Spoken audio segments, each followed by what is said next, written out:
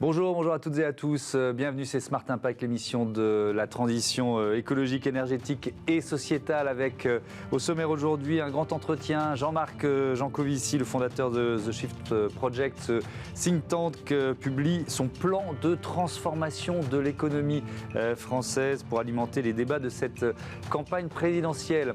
Avec lui, on va parler sobriété, on va parler nucléaire, d'énergie verte, de la place des citoyens dans cette transition historique, l'acceptabilité du nouveau modèle. Et puis comme tous les jours, une start-up pour terminer l'émission, 5 minutes avec Monsigne. Et Monsigne, c'est une appli qui démocratise la langue des signes, vous verrez. Mais d'abord, c'est le grand entretien, c'est Jean-Marc Jancovici dans Smart Impact.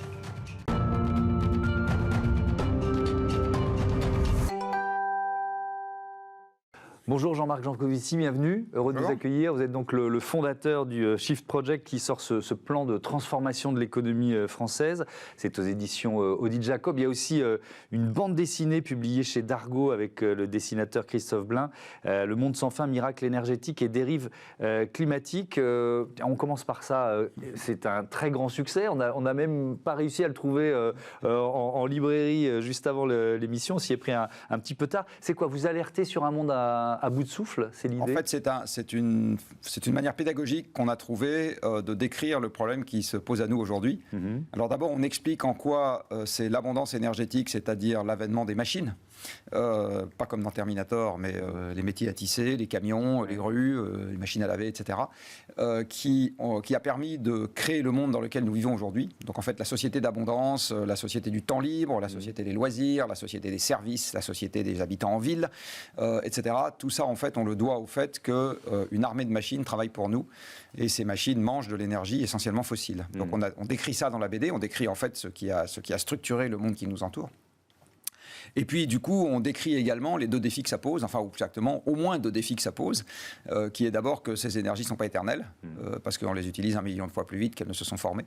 Et ensuite, elle crée une dérive climatique qui a toutes les chances de devenir beaucoup plus large que ce qu'on va pouvoir gérer dans la joie et la bonne humeur. Donc on décrit ça dans la BD, et comme le sujet a quelques aspects pas spécialement rigolos ou pas spécialement réjouissants, on essaye d'y mettre beaucoup d'humour, beaucoup d'autodérision, beaucoup d'allusions, beaucoup de... Voilà, donc je me retrouve grimé tour à tour en Jiminy Cricket, en Clint Eastwood, en Maître Yoda, enfin, en apôtre radioactif. Enfin, Christophe Blain s'est amusé. Oui, on s'est tous les deux beaucoup amusés. Oui, on a beaucoup rigolé. Voilà. Il y a un petit côté psychothérapie dans cette BD aussi. Et c'est effectivement un grand succès. Alors, on ne va pas y passer 2 heures, mais cette BD a été sélectionnée au Festival d'Angoulême dans une catégorie, on va dire, environnementale. Et vous avez décidé de ne pas y aller. Pourquoi? Est-ce que vous pouvez nous expliquer pourquoi? Oui, alors moi j'ai suivi ça de très loin, pour être très franc. En gros, ce que j'ai compris, c'est que le prix était sponsorisé par une entreprise. Et la coutume, quand le prix est sponsorisé par une entreprise, c'est si on gagne le prix, on se retrouve avec un sticker sur la BD et autre chose de cette nature, et on n'avait pas très envie de ça. D'accord. Voilà. Bon, ok. Allez, on n'y passe pas 2 heures, c'est pas le plus important. Vous êtes ingénieur, vous êtes concepteur avec l'ADEME du bilan carbone, c'était 2007. Je vais commencer par la technologie. Je m'adresse à l'ingénieur. La technologie peut-elle nous sauver? Évidemment, la réponse, elle est pas simple, mais pas toute seule, quoi. C'est ça l'idée? Alors, ça dépend ce qu'on appelle nous sauver. Si on regarde l'évolution des 2 derniers siècles, le fait est que ce qu'on a coutume d'appeler la technologie. Alors, la technologie, c'est quoi en pratique? C'est à la fois avoir trouvé des choses nouvelles, par exemple, le moteur à combustion interne, une nouveauté, et la capacité à le déployer de façon large. Si je prends votre téléphone, je pense que vous avez un téléphone, c'est à la fois une innovation technique, il a fallu le faire, et par ailleurs, ça devient utile si vous avez 1 milliard d'autres personnes qui ont un téléphone. Donc il faut être capable de le déployer à large échelle. Donc ce qu'on a coutume d'appeler la technologie, c'est à la fois la création de ce qui est nouveau et les possibilités matérielles de le déployer. Il ne suffit pas de faire juste un truc. Bon. Et cette technologie, si on regarde ce qu'elle a fait sur les 2 derniers siècles, elle nous a, entre guillemets, sauvés. C'est-à-dire qu'elle a augmenté l'espérance de vie, elle a augmenté l'abondance alimentaire, elle a augmenté la capacité, comme je le disais tout à l'heure, de se déplacer, elle a augmenté la possibilité de construire rapidement des maisons, etc. Mais elle n'a pas fait ça sans coût. Donc il y a un prix environnemental à payer pour tout ça. Et le prix environnemental, en fait, il arrive plus tard. C'est-à-dire que d'abord, vous avez le bénéfice, c'est un peu comme l'alcool. D'abord, vous avez l'euphorie, puis ensuite, vous avez la gueule de bois. Ça n'arrive pas au même moment. Bien, en ce qui concerne l'environnement, on a un sujet de gueule de bois qu'on ne paye pas au moment où on bénéficie de toutes ces avancées techniques, mais qu'on paye plus tard. Mais est-ce que la technologie, pardon de vous interrompre, mais peut nous accompagner? Je pense que ça va vous permettre de continuer vers la sobriété. Alors si la question c'est est-ce que la technologie va spontanément résoudre les problèmes qu'elle a elle-même engendrés? La réponse est non. En fait, quand vous regardez par exemple les émissions de gaz à effet de serre sur le dernier siècle et demi, elles n'ont pas cessé d'augmenter alors même qu'on a mis au point le train, la voiture, Internet et tout un tas d'autres trucs qui relèvent de ce qu'on appelle la technologie. Maintenant, si la question c'est est-ce que la technologie peut aider si on a un projet de société qui est d'avoir une empreinte environnementale qui baisse, là la réponse est oui, mais il faut bien les choisir, pas accepter le fait qu'un certain nombre, on ne les déploiera pas. Voilà. Je vais prendre un exemple très concret dans le numérique. Si on veut être cohérent avec la limitation de l'empreinte carbone du numérique, il ne faut pas déployer la 5G. Voilà. Donc on peut très bien faire du numérique, il n'y a pas de problème, mais déployer la 5G juste pour qu'on puisse regarder des vidéos en plus haut débit quand on est dans le train, dans le métro ou en train de se balader dans la rue, on dit non, on ne fait pas ça. Parce que ce sera hyper énergivore. Quoi. Absolument, parce que ça demande des infrastructures matérielles importantes pour le réseau, parce que ça demande une quantité d'électricité importante pour faire fonctionner le réseau, et parce que ça demande d'avoir des terminaux plus performants, donc ça veut dire qu'il faut renouveler les terminaux de tout le monde, et fabriquer des télés, des ordinateurs et des smartphones, ça demande 40 métaux différents, beaucoup d'énergie, etc. Donc on dit, on accepte collectivement l'idée qu'on ne regardera pas des vidéos en haute définition sur notre ordinateur ou sur on regarde celle qu'il y a déjà, puis ça va bien. Voilà. Donc il faut accepter de faire des choses comme ça. Et la technologie, et pour reprendre cet exemple, dire on va déployer la 5G parce que par octet c'est plus efficace et ça va nous sauver, c'est-à-dire ça va baisser spontanément l'empreinte carbone du numérique, ça marche pas. Ouais. Sur la sobriété, je voudrais qu'on reste là-dessus pour commencer cette interview. Vous l'avez dit, nos sociétés, elles se sont façonnées sur l'abondance d'une certaine façon. Donc là, c'est quoi? La sobriété, c'est presque un drogué qui doit se désintoxiquer. Il y a un petit côté mise au régime. Donc il faut accepter de trouver qu'une partie du régime est une bonne affaire. Ouais. Alors, dans la vraie vie, on y arrive de temps en temps. Par exemple, il y a des gens qui fument, ils s'arrêtent de fumer. Globalement, une fois qu'ils l'ont fait, ils sont contents de l'avoir fait. Ouais. Alors, c'est dur de le faire, mais une fois que l'effort est réalisé, ils sont contents, ils retrouvent le goût, ils retrouvent le souffle. Oui, c'est ça. Et les effets sont relativement rapides. Alors, ça dépend. Certains effets, oui, d'autres un peu plus lents, etc. Mais il n'y a pas que de la peine dans l'affaire. Il y a aussi du bénéfice. Ouais. Ça peut être pareil également quand on a par exemple une alimentation qui est trop riche en viande et en graisse. On se dit, tiens, je vais me mettre au régime, je vais avoir un régime alimentaire plus sain. Et là, je ne parle pas de je me mets au régime un mois puis je recommence après. C'est juste on change d'habitude alimentaire de façon définitive. C'est pareil, au début, il y a un prix à payer. On se dit, quand même, un gâteau au chocolat, je m'en ferai. Mais derrière, on peut se dire, c'est sympa, je suis plus en forme, je me sens mieux, je ne suis pas essoufflé quand je monte les escaliers, ou autre truc de cette nature. Et donc, c'est pareil, il y a un bénéfice. Donc là, il faut qu'on arrive à se mettre collectivement dans le même genre de paradigme, c'est-à-dire se dire, OK, il y a un effort, mais il y a aussi un bénéfice, et il faut qu'on arrive à adhérer suffisamment aux bénéfices pour être capable de faire l'effort. Mais je reprends votre comparaison avec la santé. Malgré tout, même si effectivement ça dépend, on en voit les bénéfices relativement rapidement ou les premiers bénéfices relativement rapidement. Là, est-ce qu'on peut être dans la même logique ou alors est-ce qu'il faut, est-ce qu'il faut intégrer l'idée que ça va d'abord être difficile pendant quand même pas mal de temps avant d'en voir. Alors il faut intégrer l'idée qu'il va y avoir des efforts soutenus, mais il faut que ces efforts ils aient quand même une contrepartie positive rapide. Qui ne sera pas celle du climat, donc il faut en trouver une autre. Alors je prends l'exemple des déplacements. Vous avez un certain nombre de gens, alors que les gens qui m'écoutent ne se trompent pas, je ne suis pas en train de dire que tout le monde doit faire ça, y compris au fin fond de la Corrèze. Mais vous avez un certain nombre de gens qui basculent par exemple de la voiture au vélo. Ils ne sont pas très fréquents, mais il y en a quand même. Souvent ça se fait à l'occasion d'un petit accident. Votre voiture est au garage. Donc du coup, vous êtes bien obligé de prendre un vélo, parce que trouver une solution, et puis vous allez au boulot en vélo, vous dites ah tiens, finalement c'est pas mal, je vais continuer. Ou bien un de vos enfants vous tire par la manche en disant tiens, tu devrais essayer une fois. Voilà, il y a une discontinuité qui fait que vous essayez une fois, c'est rarement un truc que vous faites comme ça de vous-même, et puis vous dites c'est pas si mal. Eh bien, quand vous faites ça, c'est de la sobriété. Bon, si vous vous dites c'est pas si mal, c'est que vous y avez trouvé un bénéfice de court terme. Alors le bénéfice de court terme, c'est que vous n'êtes pas pris dans les embouteillages, ou bien vous avez fait un tout petit peu d'exercice le matin, vous dites tiens c'est sympa, je suis plus détendu, j'arrive plus frais, voilà, je me suis changé les idées, j'ai pas perdu de place à trouver une place de parking, je vais pas passer à la pompe et quand je vois le litre à 2 euros, je me dis enfin voilà, il y a un bénéfice, quel qu'il soit, et c'est ce genre de bénéfice qu'il faut travailler pour que les gens acceptent de changer. C'est-à-dire, si vous dites juste, il faut faire ça pour le climat, ça ne suffit pas. Il faut qu'il y ait un bénéfice de court terme. Ça peut aussi être la considération de vos collègues. Moi, je le vis, de temps en temps, je fais un peu de vélo pour aller... Et je dis, ah, quand même, tu as fait ça, c'est bien. Enfin, voilà, ça peut être n'importe quoi. Ou trouvons les leviers. De votre conjoint, de vos enfants, enfin, voilà, qui vous disent, ah, c'est vachement bien ce que tu as fait. C'est n'importe quoi. Mais il faut trouver un truc qui soit de court terme. Parce que juste le bénéfice de long terme, on est ainsi câblé que ça ne suffit pas. Ouais.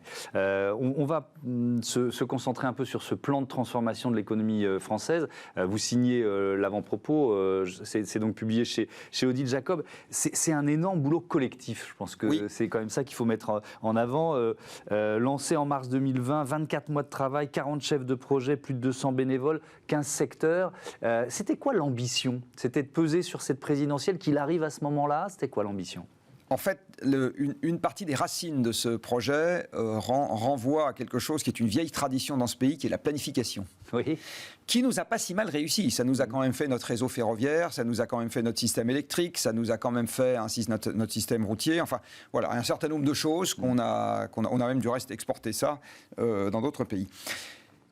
Donc, au Shift Project, ça fait longtemps qu'on se dit que la planification est quelque chose de pertinent pour aborder un problème de long terme. La question du changement climatique, ça va être un effort soutenu et la déplétion des énergies fossiles, c'est des problèmes qui vont durer des siècles. Donc face à ça, il faut un effort soutenu ou une direction continue, plus exactement. Et ça relève classiquement de ce qu'on appelle la planification, parce que dans n'importe quel domaine, quand vous avez un projet de long terme, vous planifiez, quoi. Conjoncturellement, après, on avait commencé à réfléchir à cela au début du mandat de Macron, et on avait essayé de convaincre l'Élysée, mais sans succès, de planifier la décarbonation. Bon, en mars 2020 arrive le premier confinement et à ce moment, il est absolument évident que l'économie va faire l'objet de mesures de soutien puisqu'elle ralentit un grand coup. Et on réalise à ce moment-là qu'il n'y a pas de plan qu'on peut sortir rapidement des cartons pour faire repartir l'économie sur une base plus décarbonée, parce qu'on n'y a jamais réfléchi. Bon. Profitons de l'occasion pour orienter les financements. Quoi. Donc on se dit, on va essayer de faire ça. Et puis on réalise qu'on ne va jamais être prêt pour le moment où les premiers chèques vont arriver en avril et en mai 2020, mais qu'on a une petite chance de faire un travail sérieux pour une échéance importante aussi, qui se trouve arriver 2 ans après, qui sont les élections, parce que dans notre pays, c'est quand même un moment important pour parler de l'avenir. Bien sûr, la présidentielle, c'est l'élection phare. Quoi. Exactement.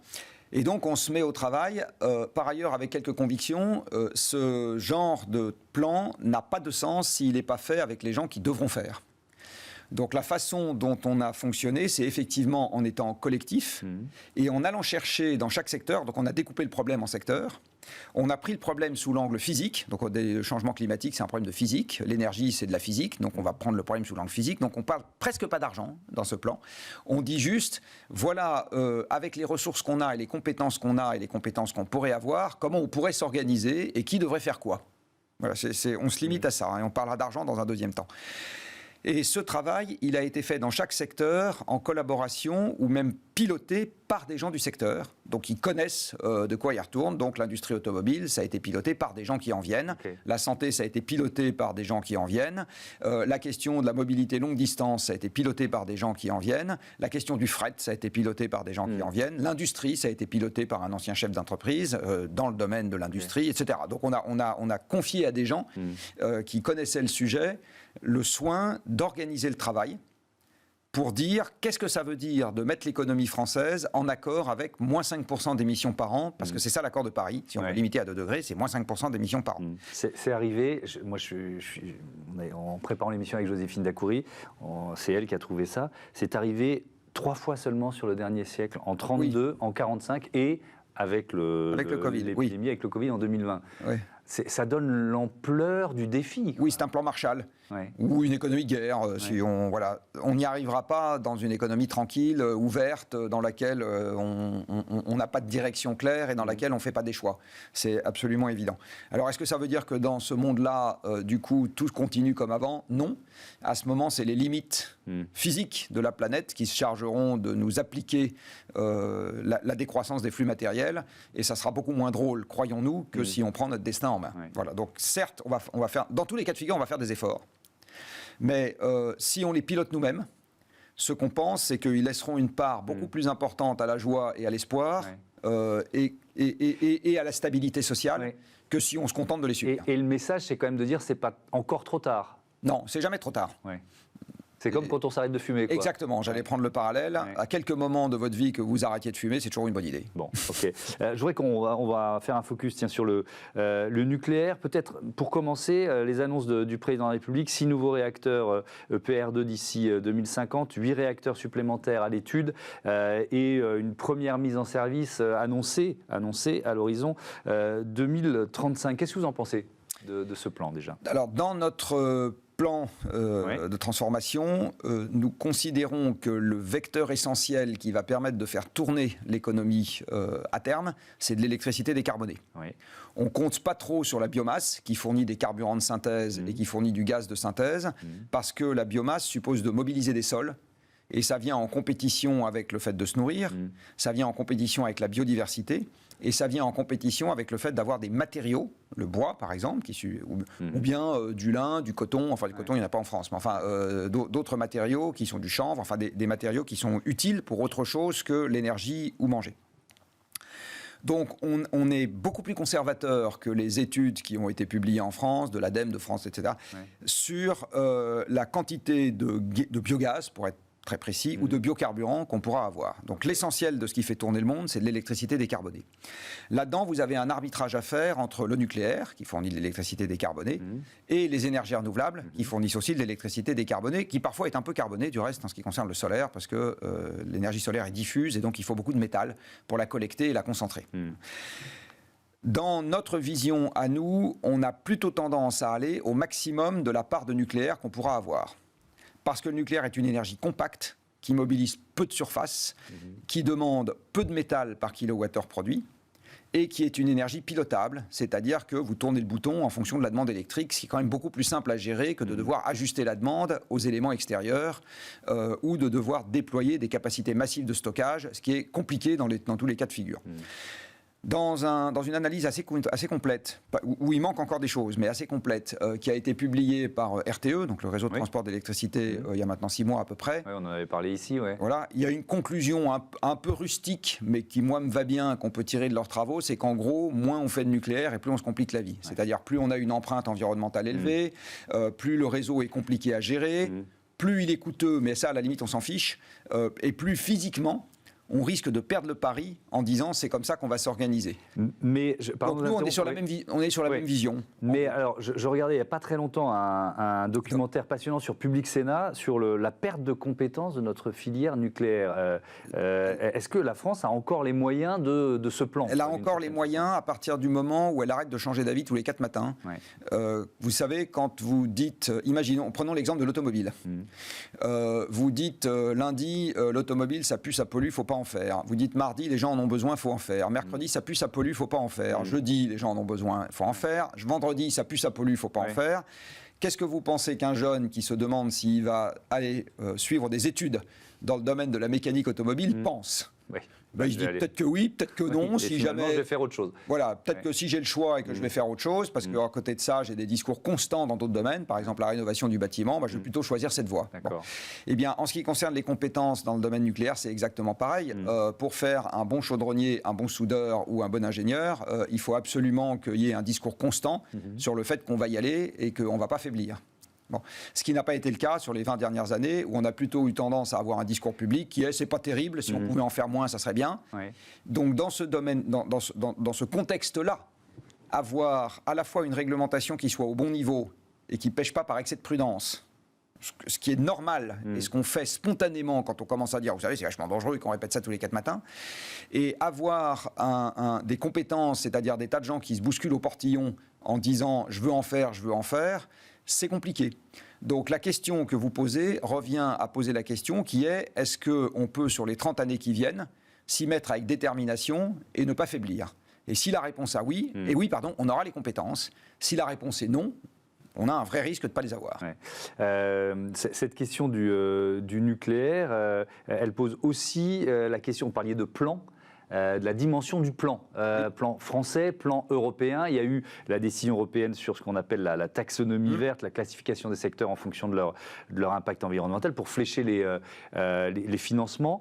Alors le nucléaire en fait partie sous condition. Cette décision européenne, c'est quoi? C'est un succès français, un moindre mal? Comment vous l'évaluez, vous? C'est partiellement un succès français parce que la France, pour une fois, a exprimé une volonté très claire.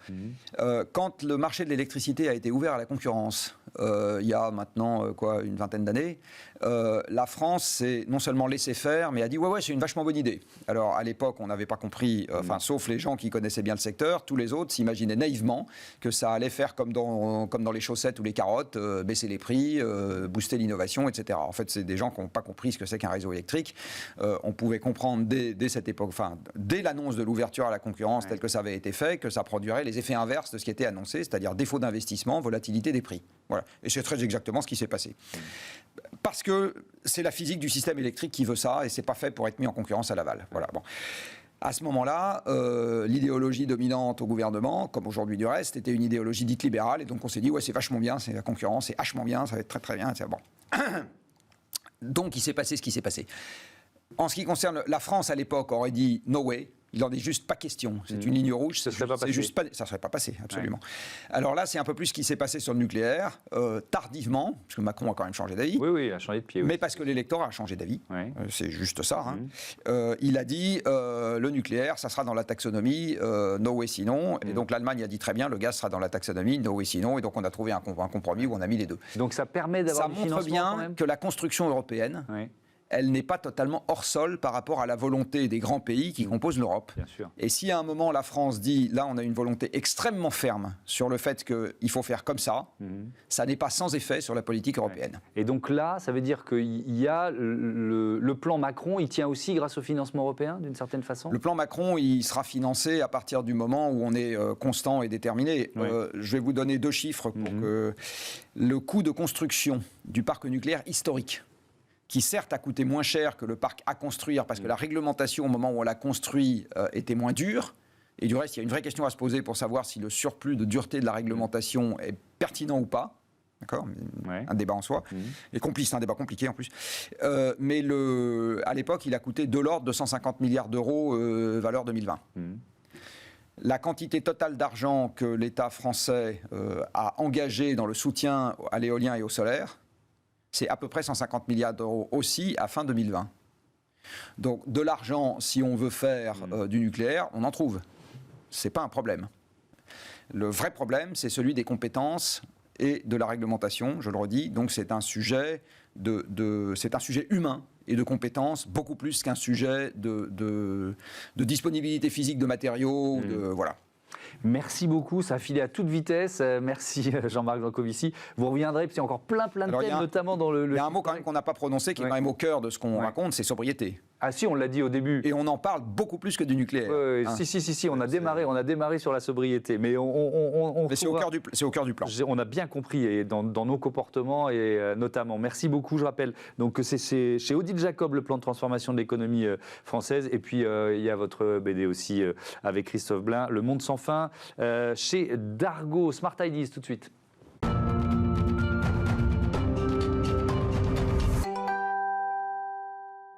Smart Ideas avec Camille Vinet, bonjour. Bonjour. Bienvenue, vous êtes la cofondatrice de Monsigne. Vous l'avez créé quand, avec qui et surtout, c'est le plus important, pourquoi? Alors on l'a créé il y a maintenant 2 ans, donc en 2020.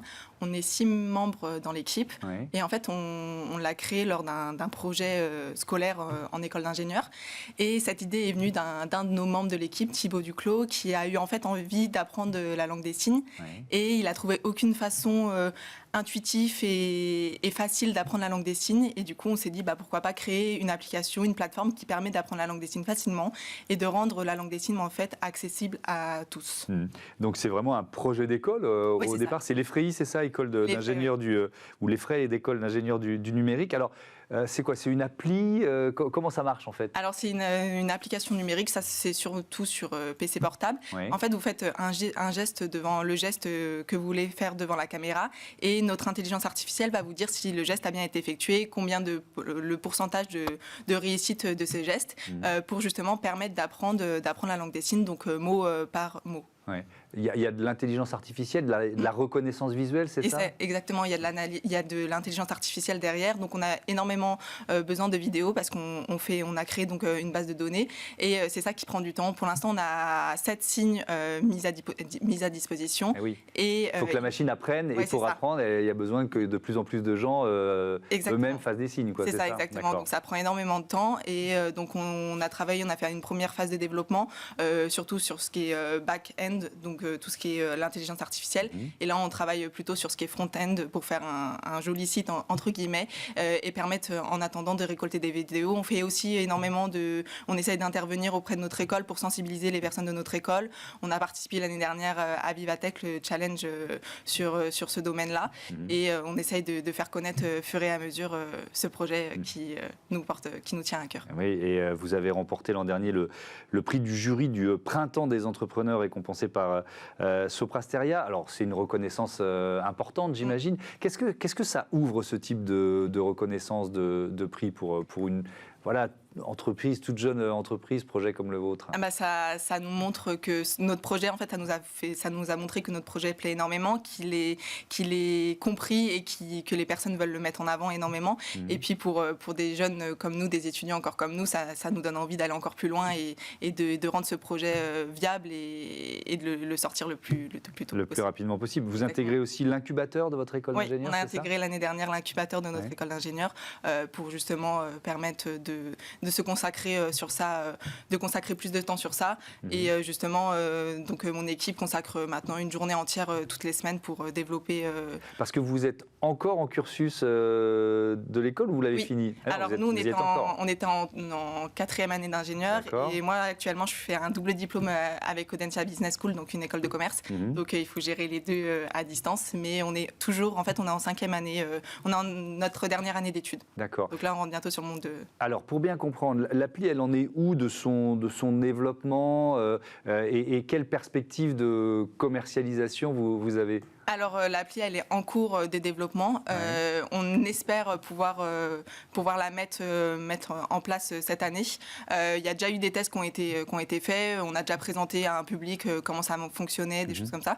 Et on espère vraiment présenter nos 7 premiers signes sur une plateforme accessible à tous à la fin de cette année. Donc fin 2022, on devrait pouvoir tous y participer d'une certaine façon. Merci beaucoup. Merci à vous. Merci Camille Vinet. Bon vent à Montsigne, bonne fin d'études, alors on va dire ça comme ça. Merci à toutes et à tous de votre fidélité. Merci aux équipes de Bismart, Joséphine Dacoury à la programmation, à la production, assistée de Carla Perruchon aujourd'hui, Romain Luc, réalisateur, et Saïd Mamou pour le son.